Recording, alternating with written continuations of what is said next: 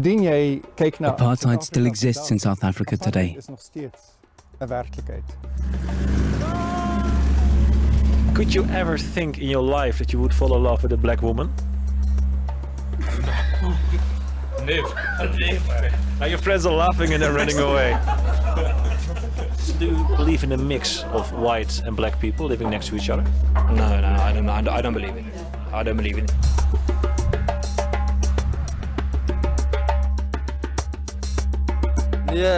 Nobody mixes here. Everything is separate. The blacks stay over there. The whites stay over there. Niet veel veranderd sinds apartheid. Nothing has changed. And it's fine like that. Everything remains the same. Since apartheid, is it better or worse? No, worse.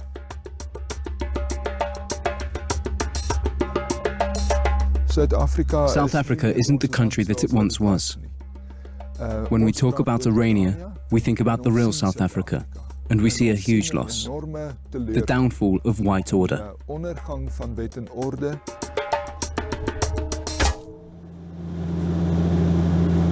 South Africa, a torn country where both friend and foe of a dying Nelson Mandela are anticipating his last breath.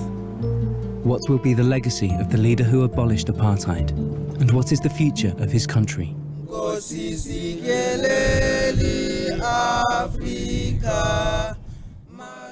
Mandela's dream was a united South Africa, for black and white to coexist. It was a vision that still inspires a mixed reaction. In my opinion, the greatest South African of all time is old President Nelson Mandela. It's Nelson Mandela. It was Mr. Nelson Mandela. Who was the greatest South African of all times?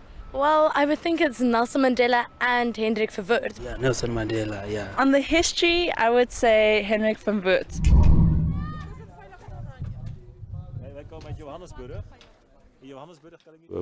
How can I think highly of him? He is a terrorist. He should never have come out of prison. He has killed many innocent people and got away with it all. There is another, very different name that resonates in South Africa, that of Henrik Verwoerd, the controversial inventor of apartheid. In his view, white and black should be separated from one another. In many white communities in South Africa, there are still statues of this leader. And there is a Henrik Verwoerd museum, where we meet his grandson Karel. So, how would you describe your grandfather? Well, he was a warm human being, somebody who liked the company of others, and he loved having debates and discussions. His name was used for schools and hospitals. How did you feel when they got taken down? Yes, naturally I was very hurt when they got taken away. It is tragic. But on the other hand, recognition cannot be forced. The creator of apartheid was born a Dutchman. At the age of 2, his family moved from Amsterdam to South Africa. He studied at the University of Stellenbosch, where he later had a wing named after him. He has another grandson, Wilhelm Verwoerd. Wilhelm is more critical towards his grandfather and his ideas. Is there anything here that is still named after your grandfather? All names that are politically controversial were removed from here, especially his name. Precisely because it is a symbol of pain and injustice for black South Africans. I can understand that. This should be a place for all Africans. The name Verwoerd is inextricably linked with the apartheid regime in South Africa. During this period, black voting was withdrawn and marriages between people of different races was legally prohibited. Whites and blacks lived strictly apart from each other. As a young man, I was part of the apartheid mindset. There was a strong awareness of the difference between black and whites. There was definitely a sense that it was impossible to live in a community together in peace. That the only way to have a peaceful future is if we developed as separate racial and cultural groups. That was the vision, and I believed it then also. I was a baby, just a year old. You are sitting on his lap. Sit ek daarop 6 Yes, weke? sitting on his lap. Ja. A very Heel special besondere picture for me. foto vir my. Although Henrik Verwoerd was a loving grandfather and a family man, he was fierce when it came to politics on the ground. In 1960, black protesters took to the streets of Sharpeville town. 69 people, including women and children, were killed. Now I think the time has come for us to consider, in the light of our experiences in this stay at home, whether the methods which we have applied so far are adequate. This was when the black resistance movement in South Africa emerged. And the front man was Nelson Mandela, who advocated a different approach. It was Henrik Verwoerd who gave Nelson Mandela a lifelong sentence in Robben Island prison. Is beskou as He was seen as a terrorist, a communist. He did not deserve to sit in prison on Robben Island, but deserved punishment. tronk te sit in Robben Island nie, maar wat die doodstraf verdien het. Free, free, free, Nelson Mandela. How different it was in Europe, where world celebrities were in support of the ANC and their struggle against apartheid. It was around this time that Verwoerd's grandson Wilhelm, who previously had only lived in white enclaves, went to college in the Netherlands. Ek het in 1986 I studied in Utrecht for 3 months in 1986. I stayed in a house with black and white Africans, including ANC supporters. During that time, I became exposed to the ANC outlook on South African history. Ja. En tydens daai periode is ek blootgestel It came as a great shock to me to realize what was actually happening here, that people were being tortured and being put in jail, that people were losing their land and their families. So the realization of what apartheid really meant came to me during those 3 months in the Netherlands. Het gekom in daai 3 maande in Nederland. Wilhelm returned to teach at the university in Stellenbosch, the place where his grandfather had studied, and which still held him in high regard. En in daardie tyd Then I got involved with the ANC. You became a member of the ANC. How did your family react to that? Yes, it was controversial, not only with my family, but also on campus. Most people were not happy about it. It was said that I had betrayed my family and the people, and that now I was collaborating with the enemy. En ek werk nou saam met die vyand. It was a very difficult time, but also a liberating one. I was part of a larger South Africa, no longer just forming a small group of people. Wilhelm is very different from his cousin Karel, who still supports the idea of an apartheid state. Karel lives in the strictly white Afrikaner community of Orania.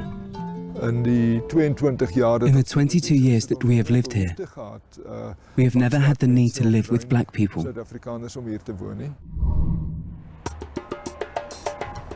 Travelling almost 1,000 miles from Wilhelm in Stellenbosch to Karel in Orania, the real post-apartheid South Africa is plain to see. A country where black and white people continue to live in separate worlds. White people do not live here. There is still apartheid. Apartheid is still here. It's still here. Only we live here. Apartheid still exists. Yes, it still exists. Nobody mixes here. Everyone stays apart. Should black and white people mix? No, that will not work.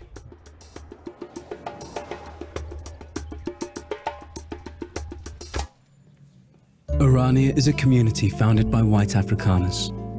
It formed in 1991, just after the end of apartheid. Is die daar ook de Nederlandse vlag, zie ik daarin terug? This is our four-colour, based on the Dutch flag, the flag of the Free State. This is our history. We have had the Boer Republics. Orania, the Free State, is named after William of Orange. The Orange River also. We consider the Netherlands as one of our tribe countries. All these bills? Yes, please, for 100 rand. Orania has its own currency, the Ora, and its own hospital and radio station. The region's motto is independent, self-employed and self-determined.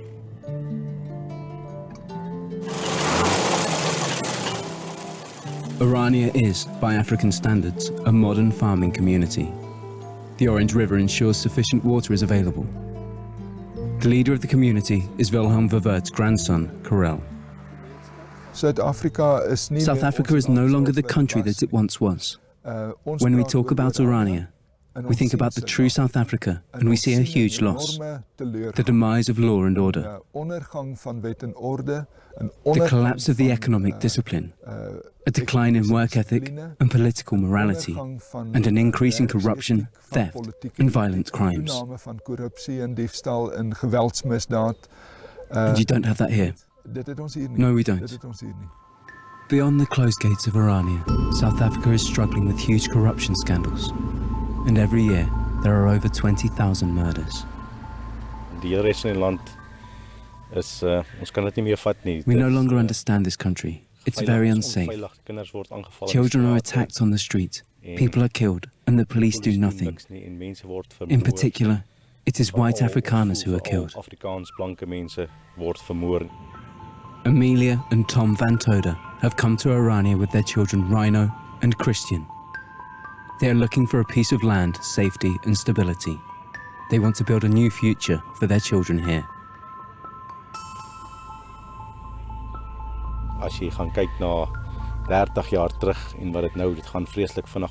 Compared with 30 years ago, South Africa has deteriorated terribly. Nothing has been rebuilt that was previously broken. The government is corrupt. Municipalities collect our tax money and then just put it in their own pockets. Almost 1 million White Afrikaners have emigrated due to the violence and corruption in South Africa. In Orania, they want to stop this exodus and build a strong Afrikaner community again. So they close their gates on the bad world outside. See, here stuff is built because no black people live here. That's a fact. I'm not saying that white criminals don't exist, but the percentage is much smaller.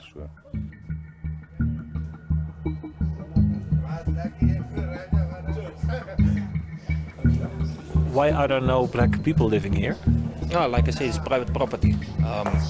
It's part of the, it's part of the law. Yeah. It's safer that way. Why? Because it's safer that way. But for you or for them? Or? I'm not going to comment on that, I'm sorry. It is safe because we remain among our own people.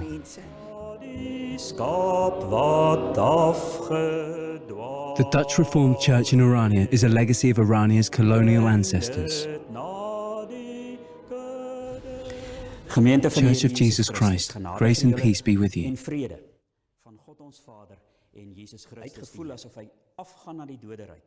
Apartheid found a justification in the Bible. How? Some people look to Genesis 11, where after the Tower of Babel was built, the nations were scattered, and they no longer understood each other. They say that God meant for people to have their own language, and therefore should live separately.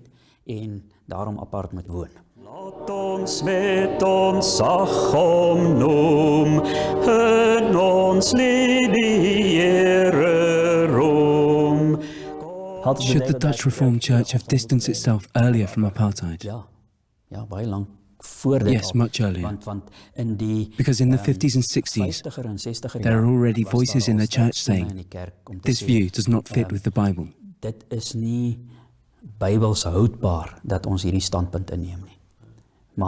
that was not a majority. Is it also because the Dutch Reformed Church was very law-abiding to the leaders of the country? After 27 years inside, Nelson Mandela was released from prison. Apartheid was officially abolished in 1990, and Mandela's dream of a united South Africa was made law. In reality, however, this dream is still far away. Across the nation, there are socially experimental small communities under construction, like here in the hills of Stellenbosch. Not entirely coincidentally, this is the place where Wilhelm Verwoerd lives. So hierdie is die crash. Here's the crash. It's for children from schools and farms in the area. In die omgewing. Daar's ook die laerskool.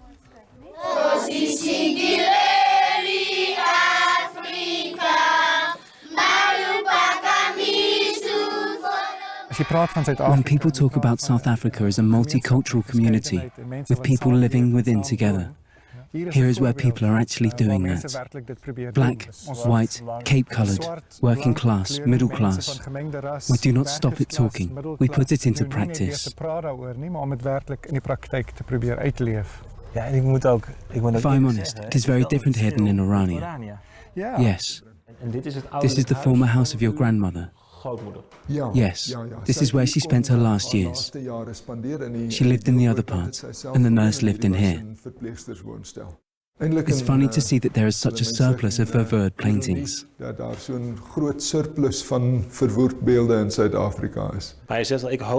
Your cousin says that he hopes you will one day have the insight that a neighbour can be black. The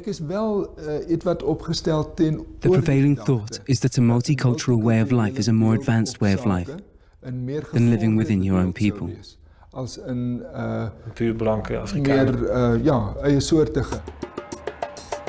Everywhere you look in South Africa, it is obvious just how much it is still defined by the apartheid years.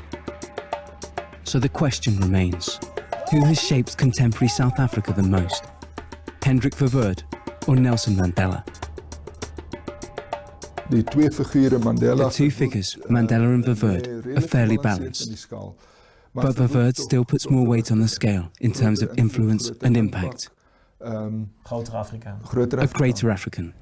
If you look at the success of apartheid and what is left of it, then my grandfather had a big influence, Henrik Verwoerd. But if you look at history, particularly the last 20 to 30 years, it is Nelson Mandela. Sal dit Mandela wees. Dat weet je zeker. Ja.